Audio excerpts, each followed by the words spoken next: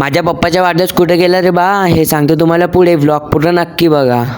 जय महाराष्ट्र. काय म्हणता मित्रांनो, तर वेलकम आहे तुमच्या या महादेव उज्जैनच्या सिरीजच्या पार्ट 1 मध्ये. आपली बॅग वगैरे भरून तयार झाली होती, बस पण आली होती. मग आपण गाडीमध्ये सगळं सामान ठेवला, गाडीची पूजा वगैरे केली. मग आपण मंदिरमध्ये पण जाऊन पूजा वगैरे केली. माझा भाऊ नारळ फोडत होता, त्याच्याने नारळ काही फुटतच नव्हता.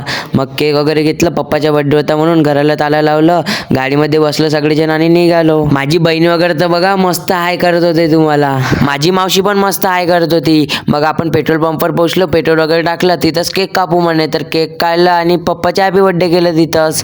मग केक वगैरे खाल्लं, मम्मीने पप्पाला केक वगैरे चारून दिलं, सगळेजण केक खाल्ले आणि निघालो आम्ही तिथून. मग आपण 3 घंट्याचा प्रवास करून पोहोचलो डायरेक्ट नागपूरला. नागपूर फिरत फिरत आपण निघालो कोराडीच्या मंदिरमध्ये. मग आपण कोराडीच्या मंदिरजवळ पोहोचलो होतो, तिथं गाडीमध्ये बॅगा वगैरे ठेवले आणि आपण निघालो मंदिरकडे. मम्मीने ओटी वगैरे घेतली आणि मंदिरमध्ये दर्शन करण्यासाठी गेलो.